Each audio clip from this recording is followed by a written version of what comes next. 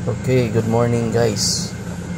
Karon human na to pull out sa atong tangkian niya. Ismanton na to. Ito na siyang gibaba.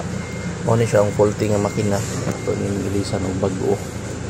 Ani amo ni siyang gikuha kay para kuha na siya. Like trade in. Pag palit sila bag-ong printer. Ang daan among gina-pull out. So mani normally ginabuhat na mo sa mga companies na gustong mo upgrade o printer like this one. 1.6 meters ni siya na printer. So paano ni siya dito na siya problema. So karon nato ni siyang i-karga na kay kuha na nato pulihan nato bagong printer. Ilang printer dahil bago nga gipalit na moto. So karon ganda na nila ang machine para i-load sa truck sa sakyanan. Medyo lisod na ni siya nga machine i-load kay dili siya madaog alsa-alsa lang, bugat gid siya, dili siya kumidya, pwedeng mabali ang likod kung magkumbiyansa. So atong nakita na gigamita na itong forklift ni para ma-load siya sa sakyanan.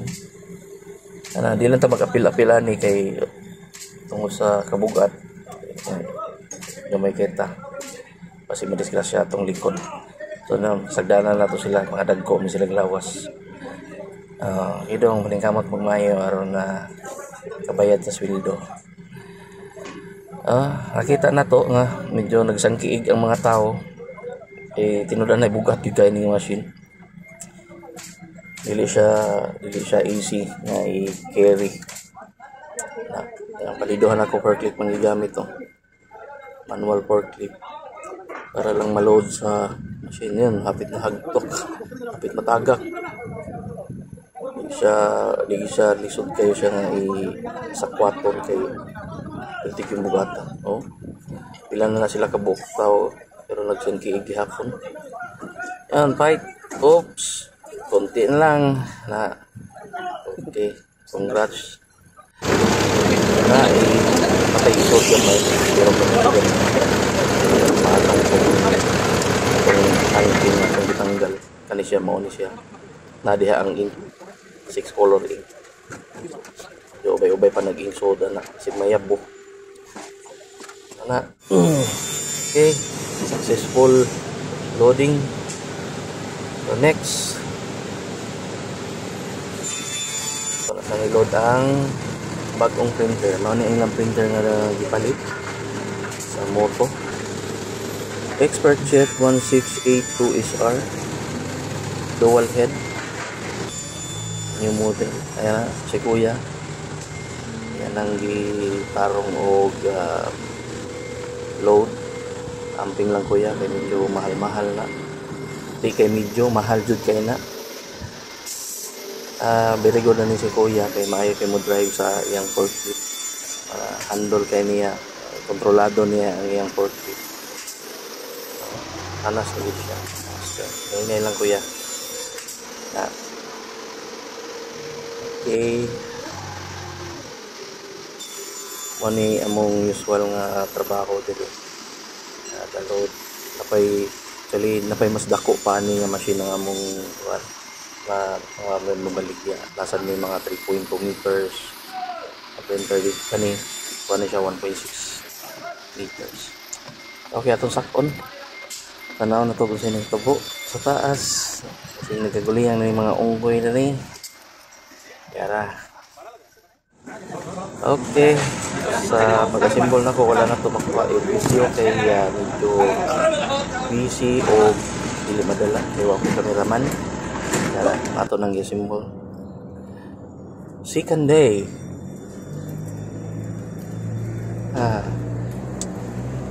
Okay, continue ang trabaho nga wala mahumal kagahapon. Medyo sayo pa sa buntag. Hindi duka pa ko. But anyway, we need to finish our job para makaprint ang customer. Daghan sila production na nagpaabot. Medyo ako pa nauna yata. Operator ko mga bot. Morning.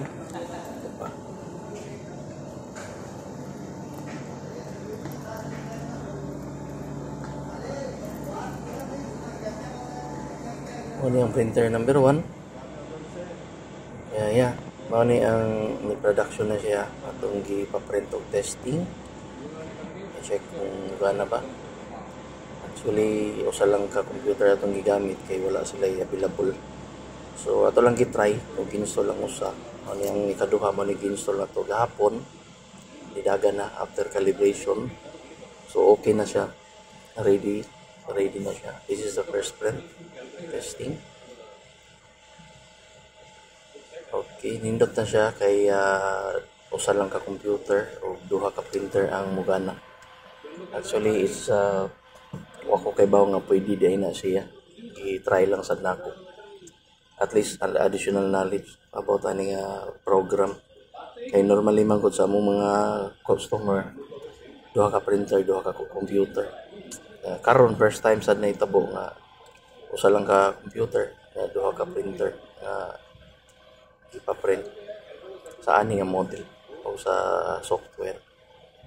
So far okay naman siya.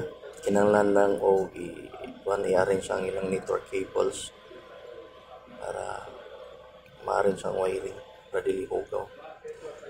Ano to, successful ang atong installation, way problema, smooth ang tanan. Salamat sa pagtanaw o sa sunod na sad. Bye.